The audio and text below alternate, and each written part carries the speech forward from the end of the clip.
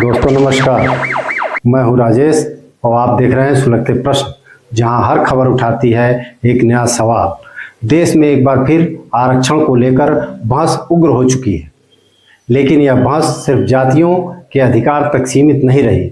आज यह बहस योग्यता बनाम पहचान, जिम्मेदारी बनाम रियायत और सबसे बढ़कर देश के भविष्य की है। भारतीय संविधान समानता की बात करता है, लेकिन जमीनी सच्चाई यह है कि बराबरी का मतलब अब हर किसी के लिए एक जैसा नहीं रह गया है। आज का भारत यह साफ देख रहा है कि भेदभाव सिर्फ ऊंची जातियों के बीच नहीं, बल्कि एक ही जाति के भीतर भी गहराता जा रहा है। एक ही जाति का अमीर अपने ही समाज के गरीब को बराबरी का नहीं मानता, न उसके साथ बैठता है, न रिश्ते रखता है और न ही उसे अपने समान समझता है। यही वजह है कि समाज धीरे धीरे दो वर्गों में बढ़ता जा रहा है, अमीर और गरीब। भारतीय संविधान ने जातिगत भेदभाव को ऐतिहासिक अपराध माना और उसे सुधारने के लिए आरक्षण को एक औजार के रूप में अपनाया। उद्देश्य स्पष्ट था, वंचितों को अवसर देना, उन्हें शिक्षा और नौकरियों में प्रवेश दिलाना और बराबरी तक पहुंचाना। लेकिन समय के साथ यह सच्चाई भी सामने आई कि गरीबी किसी एक जाति की बपौती नहीं है। आर्थिक कमजोरी हर वर्ग में है और वही आज सबसे बड़ी चुनौती बनती जा रही है। इसी कारण आर्थिक आधार पर आरक्षण की मांग लगातार तेज होती गई। सबसे संवेदनशील सवाल तब खड़ा होता है जब बात उन पदों की होती है जहां एक छोटी सी गलती पूरे समाज को भारी नुकसान पहुंचा सकती है। डॉक्टर, प्रोफेसर और प्रशासनिक अधिकारी जैसे पदों पर चयन केवल सामाजिक संतुलन के आधार पर नहीं, बल्कि वास्तविक क्षमता और योग्यता के आधार पर होना चाहिए।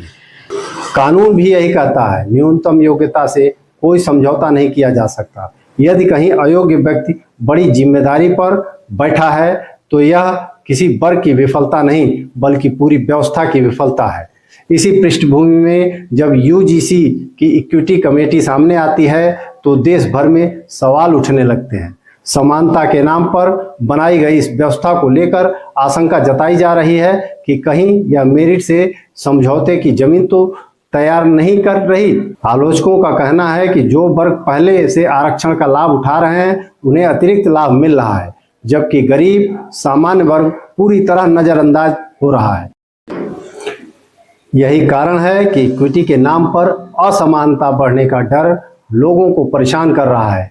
कानून कमजोरों की सुरक्षा के लिए बनाए जाते हैं, लेकिन जब उन्हीं कानूनों के दुरुपयोग के आरोप सामने आते हैं तो समाज में असंतोष स्वाभाविक हो जाता है।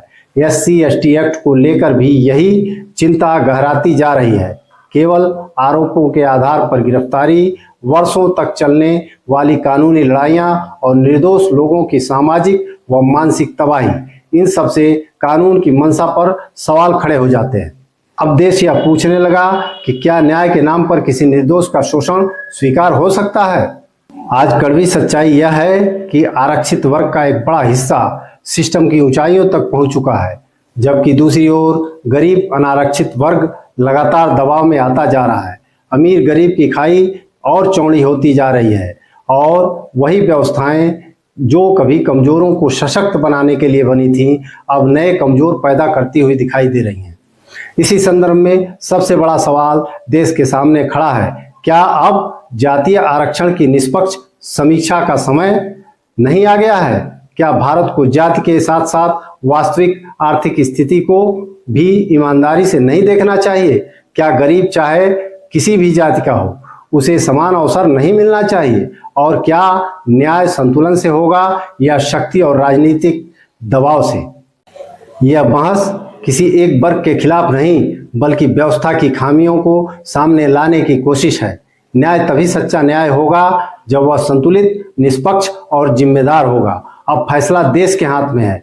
क्या हम न्याय को सुधारेंगे या उसे राजनीति और शक्ति का औजार बने रहने देंगे?